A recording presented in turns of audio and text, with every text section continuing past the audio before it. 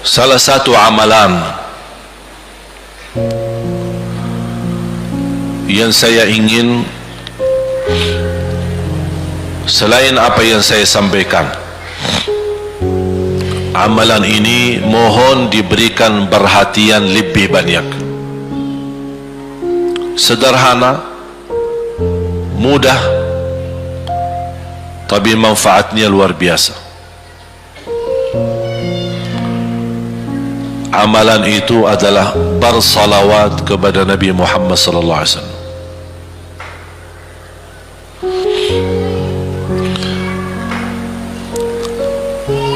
Kali ini saya tidak minta anda bersalawat seperti biasa. Saya yakin Bapak Ibu suka bersalawat, tapi kali ini saya ingin anda membawa salawat kepada Rasul dengan penuh rasa cinta. Demi Allah jamaah sekalian, tidak ada di antara kita yang bisa dan mampu membalas kebaikan Nabi Muhammad untuk kita semua. Salawat kepada Nabi Muhammad, satu kali salawat kita dapat 10 kali rahmat. Ini baru satu kali, dapat 10 kali rahmat. Nabi Muhammad menjadi Nabi kebanggaan kita, rahmatan lil alamin, termulia akhlaknya. Yang paling mulia akhlaknya terhadap istrinya itulah Nabi Muhammad sallallahu alaihi wasallam. Setiap malam saya suka minta maaf sama istri saya. Saya sampaikan, mohon maaf, saya belum mampu menjadi semulia akhlak Nabi Muhammad sallallahu alaihi wasallam. Yang termulia akhlaknya terhadap istrinya Nabi Muhammad. Makanya kata Rasulullah di hadis yang sahih,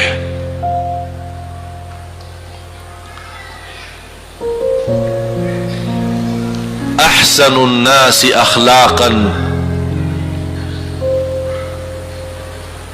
ahsanukum li ahli. Yang paling laki-laki yang termulia adalah laki-laki yang termulia akhlaknya terhadap istrinya. Dan Rasul juga bersabda, dan akulah yang termulia terhadap istri-istriku. Nabi Muhammad itu bukan hanya dengan salawat kita dapat 10 kali rahmat, tapi kita dengan bersalawat kepada beliau dijamin kita dapat syafaat beliau di hari kiamat. Bahasa syafaat yang kita semua sudah tahu, semua berkeinginan mendapatkan syafaat, dan semua berdoa mengharapkan syafaat Nabi Muhammad sallallahu alaihi wasallam. Tapi Bapak Ibu belum tahu sejauh mana kemuliaan syafaat yang kita tunggu yang diberi nanti oleh Rasulullah sallallahu alaihi wasallam. Syafaat Nabi Muhammad sallallahu alaihi wasallam adalah langkah yang kita harapkan, bukan hanya umat Islam, bahkan seluruh umat, Yahudi, Nasrani, Buddha, Hindu, seluruh manusia di hari kiamat mengharapkan syafaatnya yang disebut dalam hadis asy-syafa'atul kubra, syafaat yang paling agung yang Allah izinkan Nabi Muhammad untuk diberi kepada seluruh manusia, yang Islam maupun yang tidak Islam. Karena di saat hari kiamat seluruh makhluk Allah subhanahu wa ta'ala, seluruh manusia, bahkan bangsa jin, semuanya berdiri habis dibangkit oleh Allah subhanahu wa ta'ala. Semuanya berdiri di hadapan Allah menunggu hisab dimulai lebih dari 50.000 tahun. Bisa enggak terbayang berdiri berapa lama? 50.000 tahun. Dan semuanya keadaan laki dan perempuan sebagaimana baru dilahirkan. Bisa enggak Bapak Ibu terbayang? Sekarang mohon maaf, ibu-ibu yang begitu berjilbab, pakaiannya yang rapi dan sopan, Masya Allah, tertib, bersih, make up, cerah mukanya, bisa menarik perhatian. Betul nggak? Bagaimana di hari kiamat? Semuanya di satu tempat, disamakan, laki sama perempuan campur, dan semuanya dalam keadaan sebagaimana baru dilahirkan, tidak berpakaian apa-apa. Ketika Rasul menceritakan kepada Siti Aisyah pun kaget. Ya Rasulullah, laki dan perempuan sama-sama. Kefikiran Siti Aisyah kemana? Malu dilihat oleh orang. Apa kata Rasulullah SAW? Wahai Aisyah, di saat itu kesibukan manusia pandang kepada Allah Subhanahu wa ta'ala, menunggu hisab lebih daripada kefikiran yang lain. Bisa enggak terbayang? Saya yakin tidak bisa terbayang. Mohon maaf, apapun kesibukannya, biarpun dahsyat yang menarik perhatian, tetap ada kesempatan masih cuci mata. Betul enggak?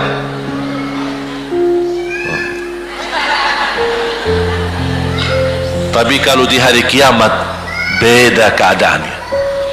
Apapun yang saya jelasin tidak akan mungkin Bapak Ibu bisa bayangkan, karena itu bukan dahsyat lagi, tapi di luar batas kemampuan kita. Makanya Siti Aisyah sebagai manusia wajar kalau terkejut.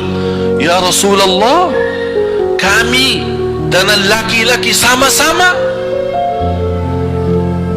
Rasul maklumi fikiran Siti Aisyah sebagaimana memaklumi fikiran kita yang sama. Tapi ternyata kalau di sana beda. Makanya di saat itu belum lagi matahari didekatkan. Disebut dalam hadis mil, 1 mil. Di dalam satu hadis 1 mil adalah, kalau untuk gelang mata itu kan berapa ukurannya? Berapa senti ya? Sangat kecil. Betul? Kalau dalam bahasa Arab itu namanya mil. Berarti ukuran nanti di hari kiamat kita berdiri 50.000 tahun dan mataharinya dekat seperti ini.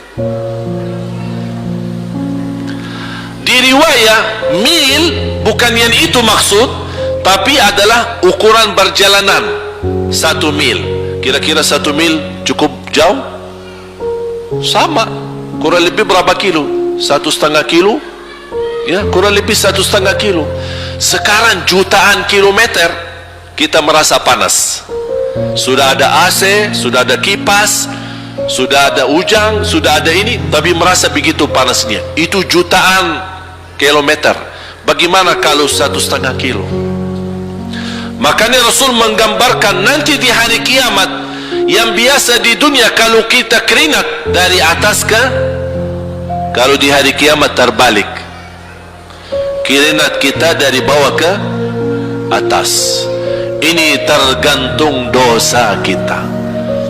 Kata Rasulullah, ada yang keringatnya sampai ke mata kaki, ada yang sampai ke lutut, ada yang sampai ke paha, ada yang sampai ke perutnya, ada yang sampai ke dadahnya, ada yang sampai ke lehernya, bahkan ada yang sampai merasa sudah sesak nafas, ingin melamatkan diri supaya tidak tenggelam di dalam keringatnya sendiri.